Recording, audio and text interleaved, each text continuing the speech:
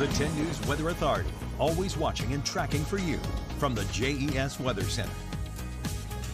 Good morning, everyone. Here's a live look at radar. Just like the last half hour, we're continuing to see a decrease in the coverage of rain showers that we're dealing with this morning. In fact, the majority of us are turning dry and starting to see a little bit of fog starting to move into parts of the New River Valley and the Highlands, where we are continuing to see a couple of showers in northeast Rockbridge County, building into Patrick County as well as Grayson County, and then a couple of showers lingering along the I-81 corridor along the New River Valley at this time. Temperatures across the region, mid to upper 50s, 57 in Hillsville, 59 for Lexington. South Boston is at 58 degrees. Lynchburg's at 55, Alta Vista 54, Martinsville, Stewart, and Floyd all at 54 as well. Our cold front continues to push off towards the east. We can see it marching little by little with each weather update that we get, and we're continuing to see a southerly component to our wind for parts of the south side and the Lynchburg area. However, parts of the Roanoke Valley, the Highlands, and the New River Valley dealing with a northwesterly component to our wind. So that cold front is continuing to push across the region, bringing in winds gusting close to 40 miles per hour for areas across parts of the Blue Ridge at this time. If you're headed out the door this morning within the next couple of minutes, especially if you're in parts of Grayson County and near Rockbridge, you'll likely want to grab that umbrella, maybe the raincoat through at least 8 a.m. Then shortly after will turn partly cloudy as temperatures remain in the mid-50s or so.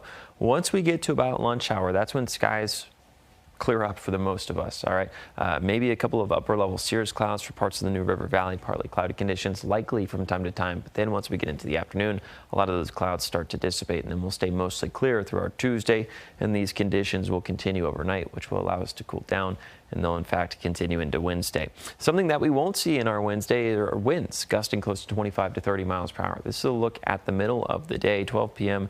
To about 4 p.m. We'll continue to see those winds ramping near 20 to 25 miles per hour, a little bit stronger across the Blue Ridge, a little bit weaker across parts of the Piedmont. Then once we head into the late evening, early night, we'll continue to see those winds decline, and then they'll stay right around 5 miles per hour for our Wednesday.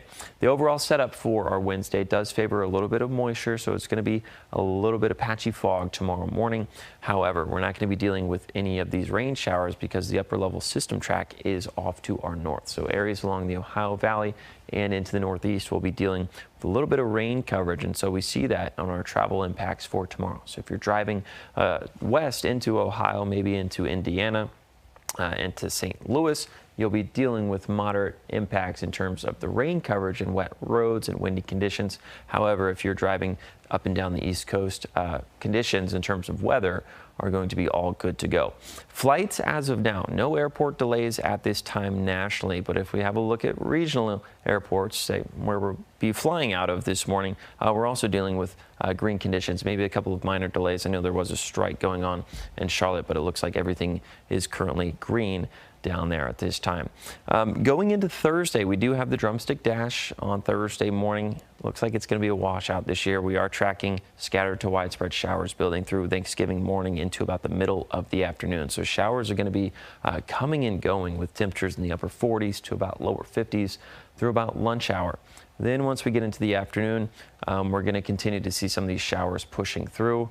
Then once we get to 8 p.m., we're continuing to deal with mostly cloudy skies, and then the wind kicks in for Black Friday. So partly cloudy conditions for your Black Friday. Temperatures at 46, then we're down to 43 Saturday, 40 for Sunday, 38 degrees is your forecast high for next Monday. So we are on the temperature roller coaster for now, but we're on the down slopes. We're on the part where you say, woo, and you put your hands up in the air because temperatures are going to be cooling.